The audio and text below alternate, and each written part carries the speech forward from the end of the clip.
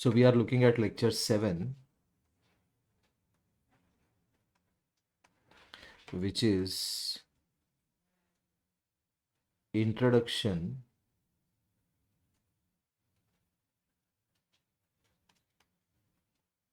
to Laws of Motion.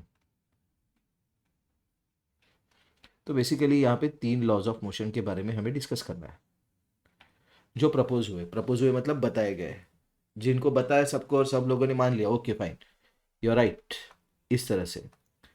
तो ये जो लॉज ऑफ मोशन है, ये 3 लॉज ऑफ मोशन है, उसमें से फर्स्ट लॉ देखते हैं,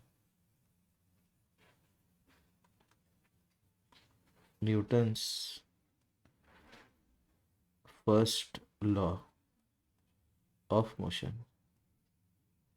क्या है Newton's first law of motion? Statement देखते हैं, every body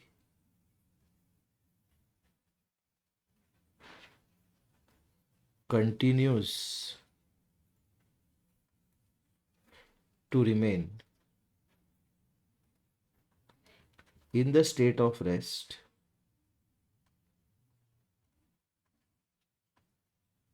or of uniform motion along a straight line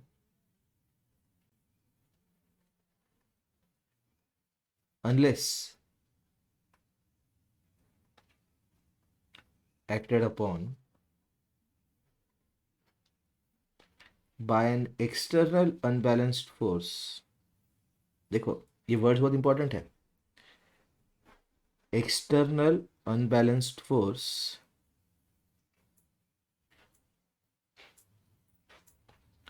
to change its state. अभी इसमें बहुत ही क्लासिक वर्ड आया है, एक्सटर्नल भी आया है और अनबैलेंस्ड भी आया है। देखो अनबैलेंस का कॉन्सेप्ट तो हमने समझ लिया, पहले थोड़ा सा इंट्रोड्यूस कर देता हूँ फर्स्ट लॉ को। अनबैलेंस का कॉन्सेप्ट तो हमने समझ लिया, ठीक है, इसके पहले के लेक्चर्स में, कि force will be unbalanced only then something will happen to the body. Move करेगा, स्टॉप करेगा, डायरेक्शन चेंज करेगा, कब? जब अनबैलेंस्ड है। और अगर बैलेंस फोर्स लगाएंगे तो सिर्फ क्या चेंज होगा? साइज और शेप, इतना ही चेंज हो सकता है। बलून का एग्जाम्पल था अपने पास।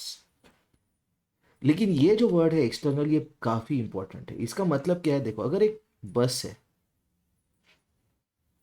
ठीक है, और बस के अंदर ड्राइवर है और ड्राइवर बस को अंदर से पुश कर रहा है, तो बस बिल्कुल नहीं हिलेगी। Why? Because driver is part of bus. कभी देखा है कि कार बंद हो गई, ड्राइवर कार के अंदर बैठा है, हाथ मार रहा है, कार हिल रही है? नहीं होता ऐसे। लेकिन कार अगर बंद पड़ती है और उसको हमें धक्का मारना है, तो हम लोग क्या करते हैं? कार के बाहर उतर के पीछे से धक्का मारते हैं, ठीक है। तो अगर इस बस को मूव करना है, तो ये लाल कलर का जो ड्राइवर बैठा है वो अंदर ये कुछ भी नहीं कर पाएगा इस बस को। लेकिन ये जो चूटी वाली है, ओके, ऐसी 4-5 औरतें आई, उन्होंने धक्का दिया बाहर से और बस मूव करना शुरू हो गई। तो इसलिए एक्सटर्नल वर्ड बहुत इंपॉर्टेंट है, अनबैलेंस्ड वर्ड बहुत इंपॉर्टेंट है। जब तक अनबैलेंस्ड फोर्स नहीं होगा बॉडी मूव नहीं करेगी, ठीक है। इसके बारे में और डिटेल में हम लोग जब न्यूटन्स फर्स्ट लॉ का लेक्चर देखेंगे तभी डिस्कस करेंगे। उसके बाद देखते हैं Newton second law of motion. Newton's second law of motion. Second law of motion क्या है? Rate of change of momentum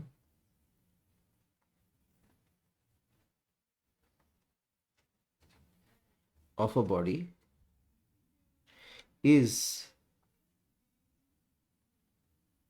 directly proportional to the applied force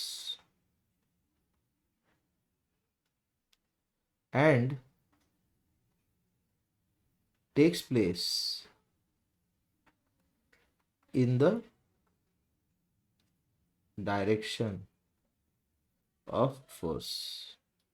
okay, तो इसका मतलब क्या है कि जो मोमेंटम है देखो ये पर्टिकुलर लॉ में दो चीजें समझना बहुत जरूरी है। मोमेंटम नाम का एक नया फिजिकल क्वांटिटी हमने इंट्रोड्यूस किया जिसके बारे में हम बाद में देखेंगे। लेकिन ये जो सेंटेंस है, ये फर्स्ट वाला, rate of change of momentum, ये सेंटेंस इनकम्प्लीट है। क्यों इनकम्प्लीट है बताता हूं। व्हाट इज स्पीड, और for that matter what is velocity?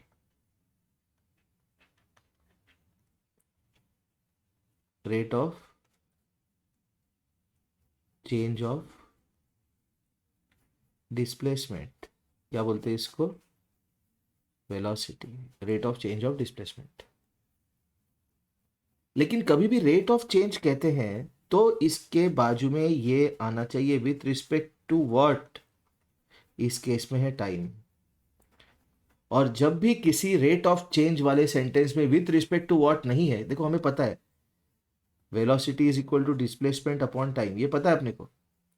लेकिन रेट ऑफ चेंज मतलब upon, with respect to what जब नहीं लिखते विथ रिस्पेक्ट टू व्हाट, तो it is considered that rate of change of momentum with respect to time, ये consider कर सकते हैं। Rate of change of momentum with respect to time, तो ये लिखते नहीं है, ये ग्रीन में जो लिखा है ये लिखते नहीं है क्योंकि ये कंसिडर्ड है। जैसे हम लोग खाना खाने बैठे तो कंसिडर्ड है, हम लोग थाली में खाएंगे, हम लोग ये कंसिडर नहीं जमीन पे खाएंगे। ओके, या फिर दीवार पे रोटी चिपका दी, वहां से निकाली और खा ली, ऐसे नहीं होता। थाली में खाएंगे, ये कंसिडर्ड है, इसलिए कहते नहीं खाना खाओ थाली में। तो वैसे rate of change of momentum जब कहेंगे तो considered it is with respect to time, you don't have to say okay now with respect to time, ये एडिशनल वर्ड्स लिखने की जरूरत नहीं फिजिक्स में। और जब फिजिक्स पे कहेंगे rate of change of momentum, then it is considered it is with respect to time, मतलब मोमेंटम को टाइम से डिवाइड करेंगे, मोमेंटम को टाइम से डिवाइड करेंगे तो मिलेगा rate of change of momentum, और उसकी जो वैल्यू है that is directly proportional to the applied force. जितना फोर्स बढ़ेगा उतना चेंज ऑफ मोमेंटम बढ़ेगा। जितना फोर्स, डायरेक्टली प्रोपोर्शनल मतलब क्या? फोर्स जितना बढ़ेगा उतना rate of change of momentum बढ़ेगा। ओके, और ये किस डायरेक्शन में बढ़ेगा? In the direction of force. क्यों? मोमेंटम वेक्टर है, in the direction of force. Direction specify करना बहुत इंपॉर्टेंट है। जिस डायरेक्शन में फोर्स अप्लाई किया उसी डायरेक्शन में उसका मोमेंटम चेंज होगा। That is Newton second law of motion. इसको डिटेल में देखने वाले हैं हम। Okay, Newton third law of motion देखते हैं।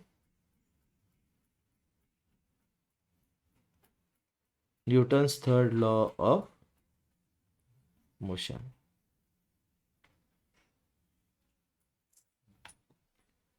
To every action there is an equal and opposite reaction. क्या है Newton's third law of motion? To every action there is N